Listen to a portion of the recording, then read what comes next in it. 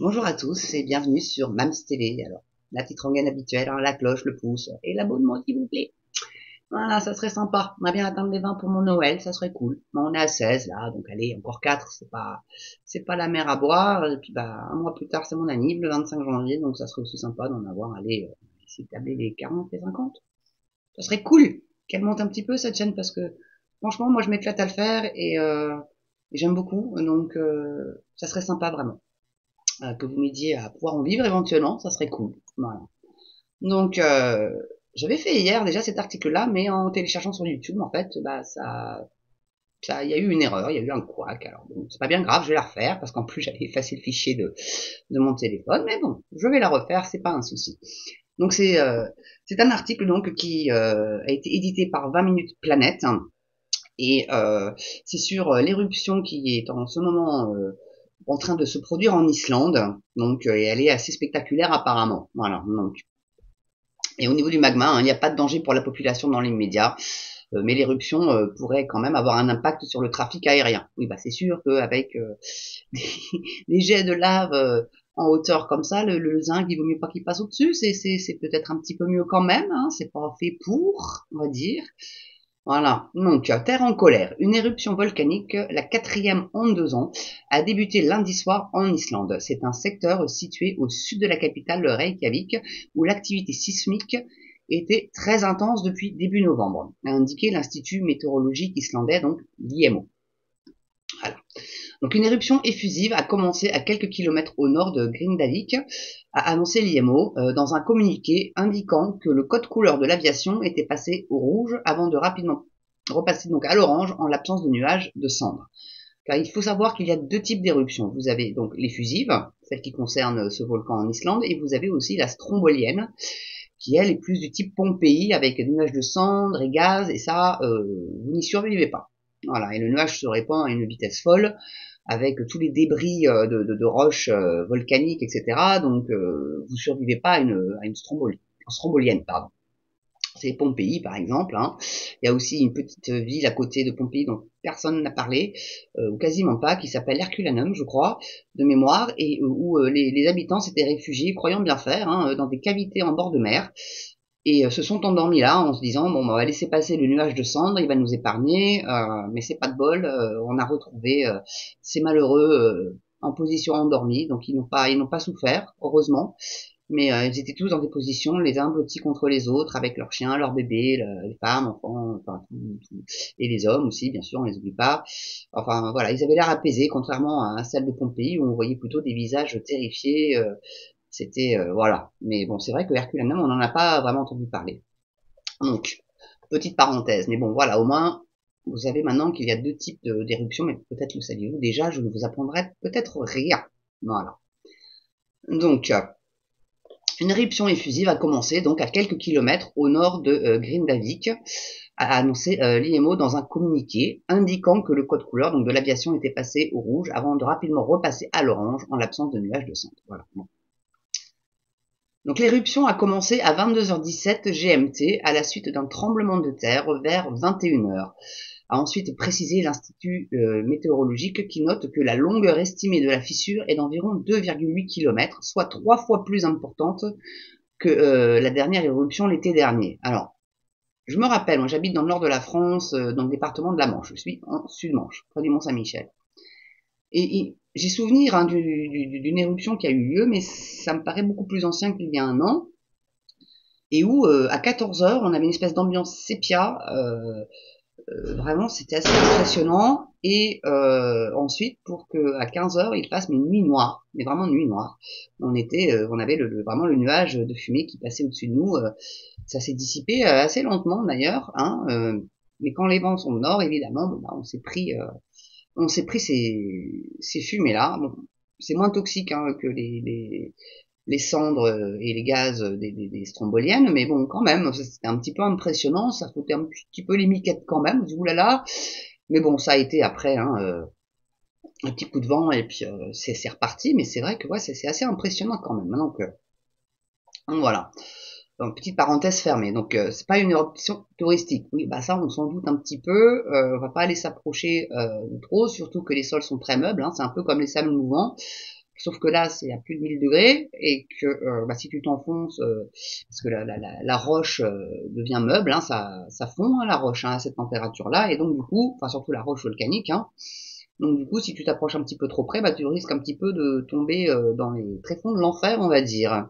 Donc selon les images des médias locaux, dont les caméras sont installées à proximité du volcan, depuis des semaines, la lave orange incandescente jaillit vigoureusement d'une fissure qui semble être assez longue. Oui, donc effectivement, oui, 2 km 8, comme on l'a dit précédemment, ouais, c'est plutôt long.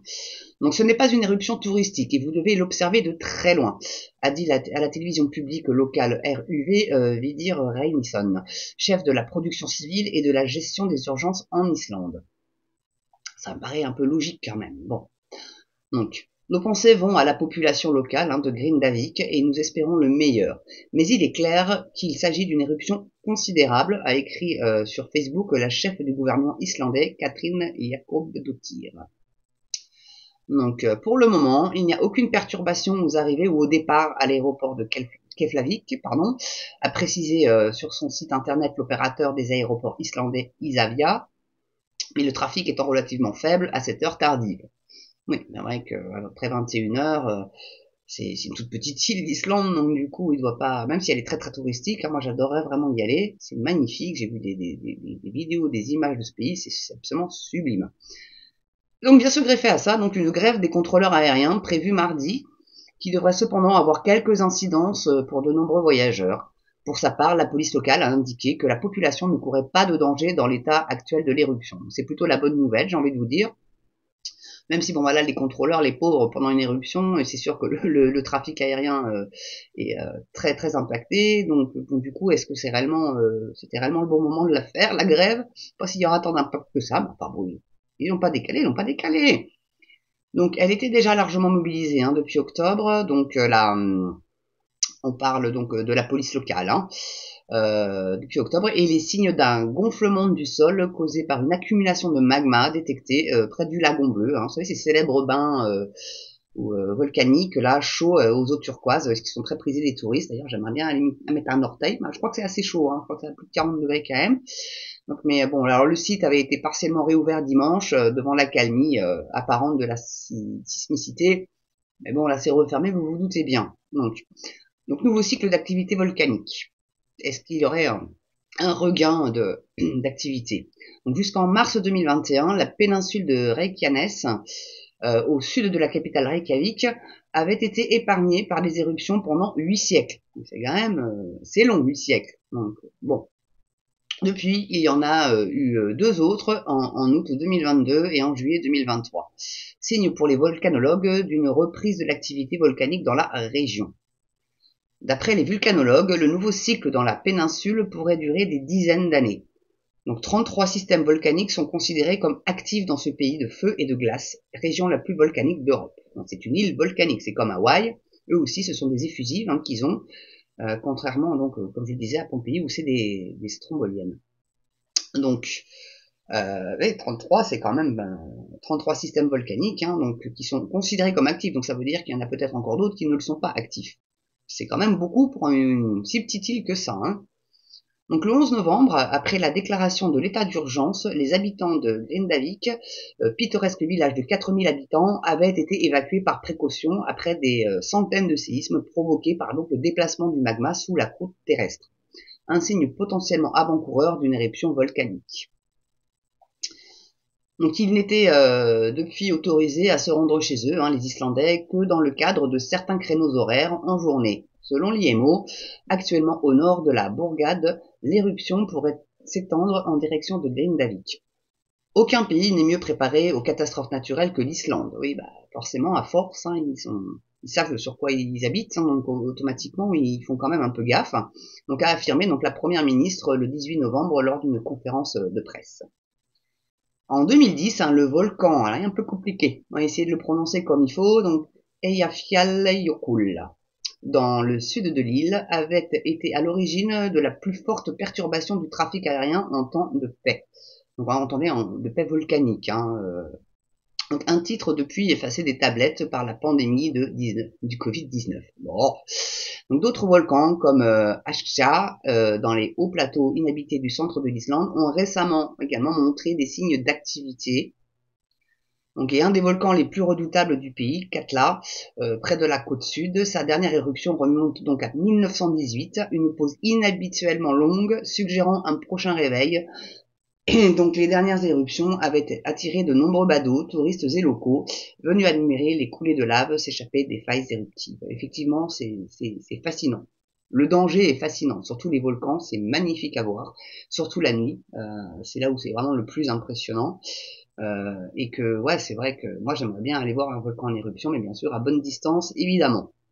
Donc voilà, c'est tout pour cet article-là. Moi je trouvais ça intéressant de vous informer vu que les médias ne le font pas, donc no panique.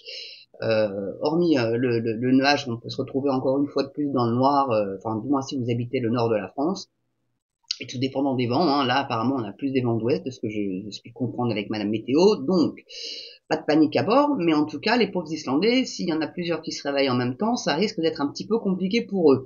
Voilà, donc je trouve que c'est intéressant d'informer les gens un petit peu de ce qui se passe ailleurs que par chez nous, voilà.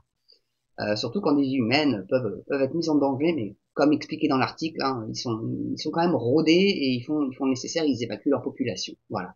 J'espère que vous avez aimé cette petite vidéo, que vous allez lui mettre un petit pouce, la petite cloche pour être notifié de la prochaine, et puis de vous abonner s'il vous plaît, ça ferait plaisir. Voilà, ça ferait plaisir à Mams. Voilà, mais en tout cas, je vous souhaite une bonne journée ou une bonne soirée, tout dépend de l'heure à laquelle vous regardez la vidéo, et je vous dis à très bientôt sur Mams TV. À ciao.